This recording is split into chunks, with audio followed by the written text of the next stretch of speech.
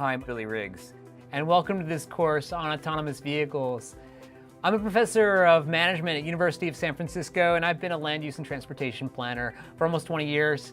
And I could not be more excited about the disruptive transportation and the topic of autonomous vehicles. This is a future where transportation particularly could become a resource. It could become a utility, just like turning on the lights or flipping on the water. As a part of this course, we're going to talk about transportation really being the lifeblood of cities, something that is at its core. A lot of our vision for autonomy really started in the 1950s. This idea of 1939 Futurama, and then evolving to GM's first version of what an autonomous car might look like. But surprisingly, we were having visions of the autonomous vehicles even in the 1800s. Here's a little pod that actually the New York Times published a couple years ago that actually was that vision. Now clearly, that vision evolved in the 1950s, and we were seeing electric companies advertise for this new experience in the vehicle. We were seeing them talk about vehicles where you could play, you can engage in social activity while you're getting where you're going. And to be honest, that is the reality that we're on the cusp of now, reframing what the commute is and can be. And while you as a citizen, as a planner, as a human being, even as a policymaker may say, ooh, I'm skeptical, we'll never achieve that. Let me assure you, this future is well on the way. Almost every major automaker is partnering with the transportation network company, a TNC, or partnering with technology firms to deliver autonomous vehicles within the next 5 to 10 years. And so we will see vehicles, many of them, these companies do predict they will be shared, and what they look like, who knows? We have had multiple visions for what these vehicles could look like. You remember Tom Cruise in Minority Report? He drove in a vehicle that looked something like this. It was a modified Lexus at the time.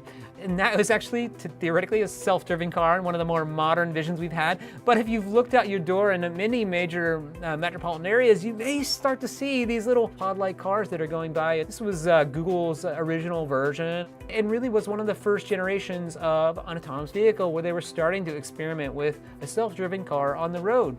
This car is now evolved, and now we're seeing them pilot a van. And actually, Google has sold off this company. It's now called Waymo. And there are many other companies looking at similar technology, hugely disruptive space. And so, our question as planners, as policymakers, as citizens is what do we need to do from a policy standpoint to prepare? There could be implications on transit, on cycling, on walking. And I could not emphasize more that the time for action is now. If we have a 5 to 10 year horizon, we have to start planning for that now to be able to meet the demands for that type of technology in the future. What type of policies do we need? We will cover that as a part of this course. Here's a framework for kind of how we're going to treat this course. We're going to first focus on the history and background and context of autonomous vehicles. Then we'll talk about what the implications are, how we anticipate people will behave given this new vehicular construct. We'll talk about what policies are in play right now. And then we'll focus on what you can do in a kind of a bifold way. We'll focus on policy that can influence behavior, and then policy for design. And then finally, we'll wrap up with some conclusions and what I feel is a real call for action. Before we start, what I'd like to do is cover a couple acronyms. So first, an acronym that you may be aware of, VMT. It refers to vehicle miles traveled. It is likely in many of your climate action plans that you hear about. Planet has a great course from Michael Boswell and Tammy Seal on climate action planning, and they talk about a lot about emissions and the relationship with VMT. That actually relates a lot to autonomous vehicles. We're using AV to define that term. Many people actually talk about autonomous vehicles in a more nuanced way. They actually say automated vehicles is AV and highly automated vehicles are HAV. We're actually going to simplify that for the purposes of this course, and AV just refers to autonomous vehicles in general, but we are actually referring to highly autonomous vehicles, vehicles that can fully drive themselves as a part of this course. We'll also be using the term Transportation Network Company, or TNC. Now that is companies like Uber and Lyft that are providing ride-hailing services. And that's an important feature as we think about how autonomous vehicles may be shared into the future.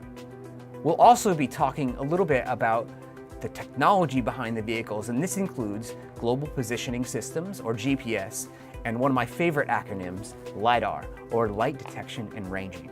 We'll talk about those acronyms more in our next chapter, but for now, let's get behind the wheel and get started.